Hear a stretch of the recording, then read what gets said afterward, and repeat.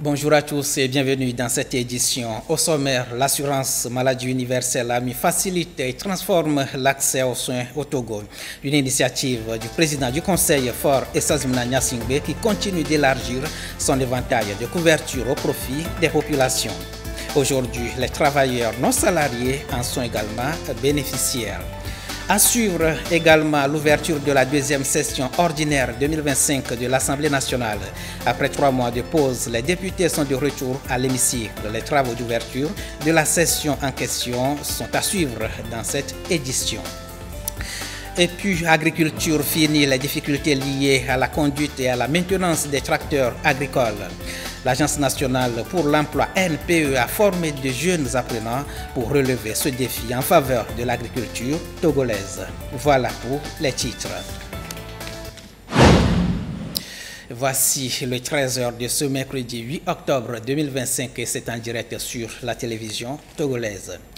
Des soins de santé de qualité pour tous, c'est l'engagement du président du Conseil Faure Essozimna Gnassingbé et l'assurance maladie universelle AMU s'étend à des milliers de ménages à travers des prises en charge adéquates. Illustration d'une promesse de dignité, de justice et de sécurité sociale. Précision avec Ekwesala.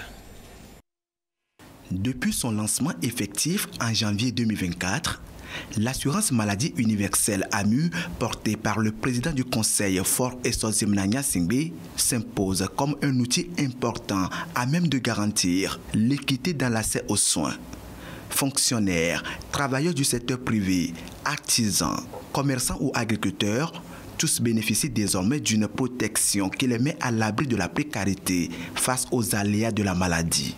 Depuis sa mise en œuvre, l'AMU suscite un véritable élan de confiance. Consultation médicale, hospitalisation et accès aux médicaments essentiels deviennent plus accessibles. Pour certains soins, l'AMU prend jusqu'à 80% de mon coût de traitement et c'est à saluer. Je dis merci à AMU parce que mes ayants droit et moi, on ne craint plus pour nous faire soigner. Ça nous réduit les frais, non seulement dans le paiement des produits, mais aussi dans les consultations. À travers ce mécanisme, le président du Conseil impulse une transformation profonde du système de santé togolais, marquée par le renforcement des infrastructures, l'amélioration de la qualité des services et l'élargissement du maillage territorial des centres de soins. La digitalisation des procédures facilite l'inscription et assure une meilleure traçabilité des bénéficiaires. Quand j'achetais les produits, c'était à 7 000 et quelques. Je prends ces produits avec AMU à 2 000 et quelques maintenant. Aujourd'hui, l'AMU couvre déjà plus de 3 millions de personnes, y compris les élèves assurés par le dispositif SCOLAMU. Pour la rentrée scolaire de septembre 2025, une grande partie des élèves bénéficient ainsi d'une protection sociale intégrée, ce qui leur garantit le droit fondamental à la santé et à la dignité. Et aujourd'hui, la couverture assurance maladie universelle AMU poursuit son extension après les travailleurs salariés. Les travailleurs non salariés entrent désormais dans le dispositif. On parle là de l'AMU TNS, entendez, assurance maladie universelle dédiée aux travailleurs non salariés. Une rencontre avec la Caisse nationale de sécurité sociale CNSS a permis aux participants de mieux comprendre les modalités d'accès à ce régime et les avantages. Reportage Marie-Thérèse Nabédé. TNS ou simplement l'assurance maladie universelle des travailleurs non salariés. Elle ouvre la voie à une prise en charge des travailleurs non salariés par l'AMU. Le processus est déjà enclenché par la Caisse nationale de sécurité sociale, CNSS, sous la houlette du président du Conseil, Faure Essozimna Gnassingbé. La Caisse nationale de sécurité sociale présente ici aux concernés ce dispositif voulu par le président du Conseil pour améliorer l'accès aux soins pour toutes les catégories socio-professionnelles.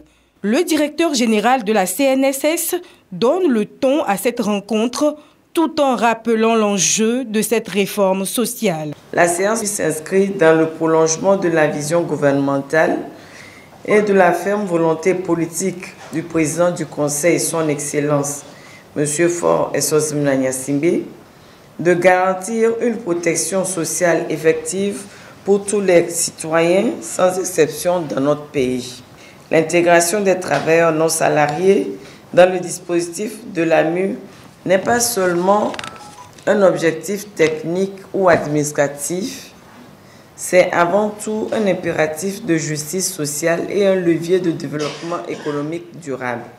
Pour ces artisans, producteurs agricoles, conducteurs de taxi-moto, mécaniciens, revendeuses, pêcheurs, entre autres, venus de toutes les régions du Togo, cette rencontre est l'occasion de mieux comprendre et de relayer l'information dans leurs communautés respectives.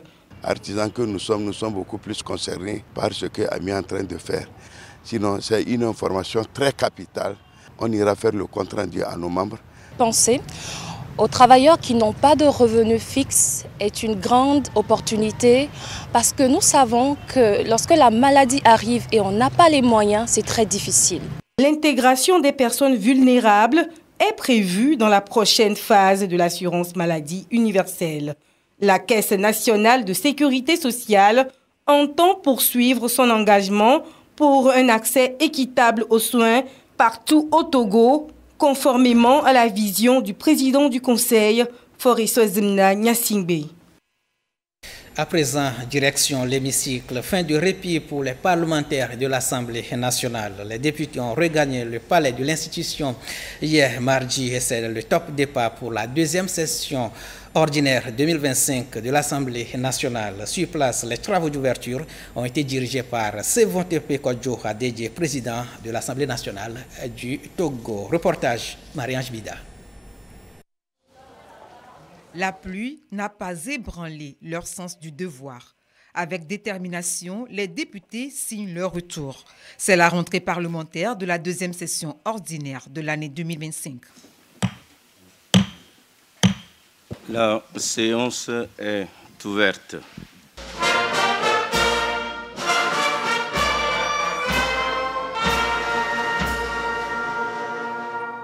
La séance s'ouvre sous la supervision du président de l'Assemblée nationale, Sévon Tepe Kodjo Adedje, en présence du président du Sénat et du ministre chargé des relations avec les institutions de la République. Cette cérémonie solennelle marque le début de 3 mois d'activité parlementaire dans ce temple de la démocratie où les débats d'idées construisent le développement du pays. Il n'y a point de hasard, il n'y a que des rendez-vous. Ce jour, c'est le rendez-vous de la République avec nous. Et si nous avons répondu, c'est parce que nous aimons le Togo, l'or de l'humanité.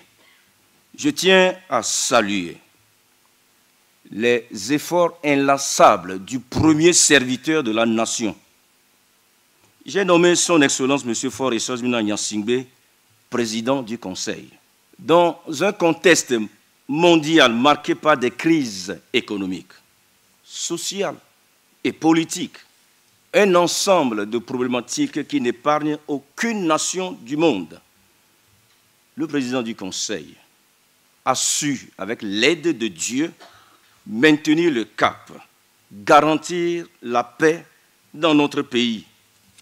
Alors que tant de nations sont plongées dans la tourmente, c'est vrai, notre pays reste debout, il reste fort et reste également résilient. Cette deuxième session ordinaire de l'année sera largement consacrée à l'examen de la loi de finances 2026. Par cet exercice budgétaire, les députés réaffirment leur droit de regard dans l'utilisation des deniers publics. De concert avec le Sénat, notre chambre sœur, nous avons l'impérieux devoir de nous assurer que chaque franc à dépenser contribue directement à améliorer la vie de nos citoyens et à renforcer les fondements de notre économie.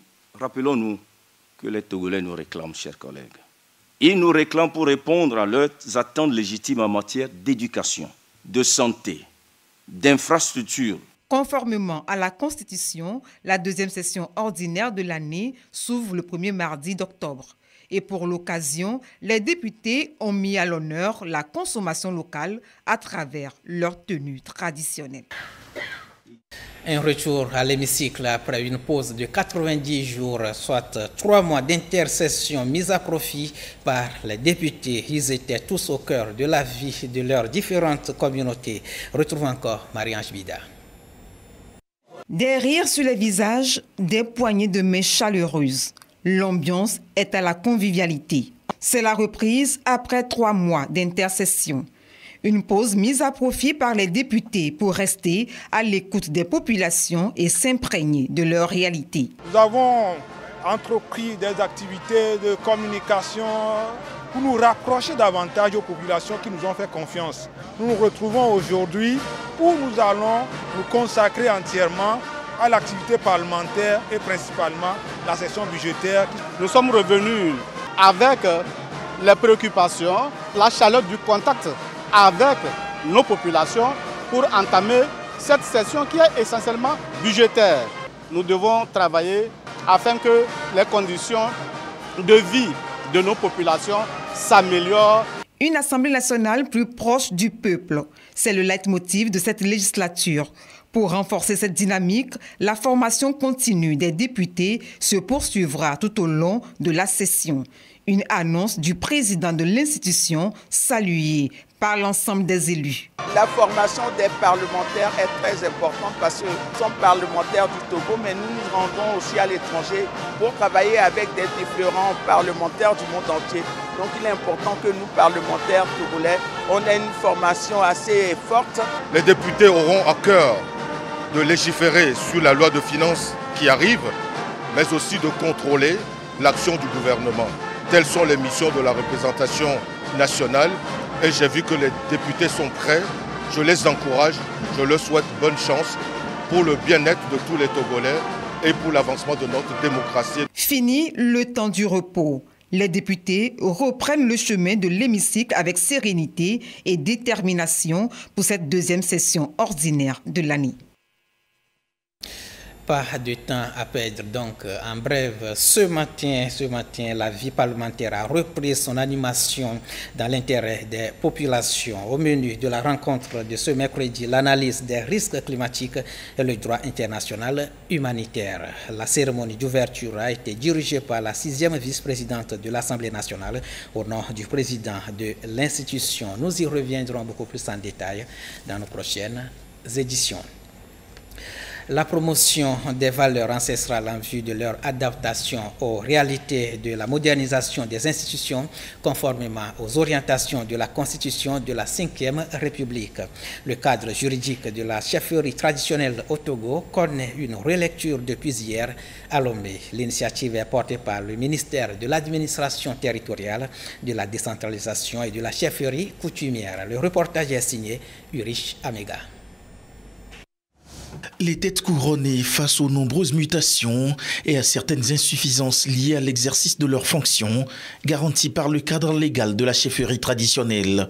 Difficultés relatives au processus de gestion de la succession, aux droits et devoirs des chefs traditionnels et à la collaboration avec les autorités locales décentralisées. Les changements, défis et opportunités à l'horizon imposent une réadaptation du dit cadre légal pour répondre aux exigences actuelles de la gouvernance inclusive et participative de la 5e République. Il nous est apparu nécessaire de pouvoir revoir le cadre légal en insistant sur ces aspects afin de faire en sorte que le cadre légal qui va sortir de ce processus puisse s'adapter à tout ce qui est entendu de nos chefs traditionnels aujourd'hui en tant qu'acteurs incontournables du développement à la base. C'est une étape importante dans la dynamique de modernisation des institutions traditionnelles. Une vision portée par le président du Conseil, Faure Essozim Singbe, qui veut permettre aux garants des us et coutumes de mieux jouer leur partition dans un Togo qui avance. Il s'agira de faire en sorte que les chefs traditionnels soient mieux outillés, à même d'accomplir leur mission de préservation de la paix et de la cohésion sociale. Et justement, cette orientation a permis de revaloriser la chefferie traditionnelle à travers plusieurs initiatives entreprises sur l'ensemble du territoire national par le ministère de l'Administration territoriale, de la décentralisation et de la chefferie coutumière. Ceci en vue de renforcer l'inclusion, l'harmonie sociale et consolider la paix dans les communautés. Et pendant ce temps, toujours à Lomé, des spécialistes de la santé sexuelle et reproductive de plusieurs pays travaillent sur de nouvelles stratégies pour évoquer la sexualité avec la jeunesse. Les réseaux sociaux et bien d'autres outils numériques seront également mis à contribution pour mieux impacter la jeunesse. Nicolas Chila, reportage. Utiliser les canaux numériques, en particulier les réseaux sociaux, pour mieux atteindre la jeunesse en matière de l'éducation sexuelle complète, ESC. Des professionnels de la santé reproductive s'y attellent. Venus d'Angleterre, des Pays-Bas, de la Colombie, du Ghana et du Togo, ils planchent sur les stratégies innovantes afin de multiplier et renforcer l'éducation sexuelle complète auprès des jeunes. Étant donné que les jeunes sont aujourd'hui beaucoup plus actifs sur les réseaux sociaux, nous avons jugé utile de développer des applications dont Info Ado Jeunes qui offre les services de téléconsultation et le e-learning qui offre des formations en ligne en éducation sexuelle complète. Au cours de ces 5 jours, nous allons partager nos différentes expériences et élaborer une feuille de route afin de pouvoir impacter la jeunesse et mettre à l'échelle l'éducation sexuelle complète et la téléconsultation afin de faire bénéficier des jeunes, d'abord de nos pays, de l'Afrique francophone et des innovations numériques en matière de la santé, de la reproduction et de l'éducation sexuelle complète. Cette initiative vise non seulement à informer, à protéger et à accompagner la jeunesse dans sa prise de décision et dans la gestion responsable de sa sexualité. Il s'agit aussi de renforcer les centres d'excellence, de compétences et d'outils nécessaires pour une mise en œuvre élargie et efficace de l'éducation sexuelle complète. La suite du 13h avec ce communiqué des armées. Les candidats déclarés admis au concours d'entrée à l'école de formation des officiers des forces armées togolaises EFOFAT session 2025 sont convoqués à partir du vendredi 10 octobre 2025 à 6h00 à l'état-major général des forces armées togolaises pour les formalités administratives. Tous ceux qui ne se seront pas présentés seront considérés comme démissionnaires. La liste de ces candidats sera publiée dans le quotidien Togo Presse et sur le site web du ministère des Armées www.defense.gouv.tg. C'est un communiqué signé le ministre des Armées. Direction Kara où les travaux du 6e colloque scientifique international se déroulent à Kara. L'université de Kara accueille ce rendez-vous d'échange entre enseignants-chercheurs venus du Togo et d'ailleurs sur les conclusions de leurs travaux de recherche. Sur place, nous retrouvons la correspondance de Nestor Mouzou. Un rendez-vous biennal qui réunit enseignants-chercheurs et étudiants venus de plusieurs horizons. À l'initiative de l'Université de Kara, ce colloque scientifique international offre un espace d'échange et de partage des résultats de recherche. C'est aussi une occasion pour l'institution de réfléchir à l'avenir des formations qu'elle dispense. Cette 6e édition porte sur les métiers d'aujourd'hui et de demain, souveraineté, interdisciplinarité et défis de la formation universitaire. Les universités africaines sont interpellées par des défis immenses, incluant l'obsolescence rapide des savoirs, la nécessité d'adapter l'offre de formation aux transitions écologiques et numériques, la formation aux soft skills, la recomposition géopolitique mondiale avec la naissance de nouveaux regroupements d'États, le recrutement et la fidélisation des enseignants qualifiés. L'université africaine doit anticiper des métiers d'avenir, former des compétences nouvelles, encourager l'innovation locale et contribuer à la résilience de nos sociétés.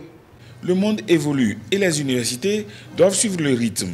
Former, chercher, servir les communautés, des missions qui appellent sans cesse à l'innovation et à l'adaptation. L'Université de Kara a su s'inscrire dans cette dynamique en partenariat avec l'Université de Parakou, sa voisine béninoise. L'événement qui nous rassemble ce jour est un baromètre permettant d'apprécier à sa juste valeur la solidité de notre fraternité scientifique et la valeur de la coopération entre nos deux universités. Le marché du travail est en pleine ébullition, avec la disparition de certains métiers et la création de nouveaux. La moitié des métiers que nous exercerons en 2050 n'existent pas encore. L'intelligence artificielle et l'automatisation transforment les métiers, rendant plusieurs compétences obsolètes, tout en créant de nouvelles. La lutte contre le réchauffement climatique et la préservation de l'environnement induit de nouveaux métiers liés à la transition écologique et énergétique. Les jeunes se heurtent à des défis multiples qui influencent non seulement leur parcours professionnel, mais aussi leur bien-être mental et leur identité. Pendant 5 jours, chercheurs et étudiants vont échanger leurs idées et confronter leurs résultats. Ouvrant les travaux, le ministre de l'Enseignement supérieur et de la Recherche a salué les performances de l'Université de Kara, une institution qui, selon lui, ne cesse de s'affirmer et de se transformer. L'Université de Kara est en effet en train de s'élancer avec grâce et élégance dans l'âge de l'affirmation, l'âge du dynamisme et l'âge d'une certaine innovation et de la créativité. Ceci grâce à la vision stratégique et transformatrice de son Excellence M. Faure Esozim Nanya Singbe, président du Conseil, qui croit fermement en une nécessité d'un capital humain de qualité pour la marche de notre pays vers le progrès économique, humain et social. La tenue de ce 6e colloque scientifique international sur la thématique « Les métiers d'aujourd'hui et de demain », souveraineté, interdisciplinarité et défis de la formation universitaire résonne particulièrement dans notre contexte local. Le ministre a encouragé les participants à proposer des solutions concrètes et à imaginer une université africaine proactive capable de transformer les défis du moment en véritables opportunités. Transformer les défis du moment en opportunités. Restons toujours dans le monde universitaire. En bref, le Temple du Savoir de Lomé célèbre son 55e anniversaire cette année. Une commémoration placée sous le signe de 55 ans d'excellence et d'héritage cap sur le futur à travers une série d'activités académiques, culturelles, diplomatiques et communautaires. L'Université de Lomé rend hommage à son parcours, ses bâtisseurs et son rayonnement sur le plan régional. Nous y reviendrons. Que ce soit la conduite, la maintenance ou encore l'entretien des tracteurs, les producteurs agricoles n'ont plus de soucis.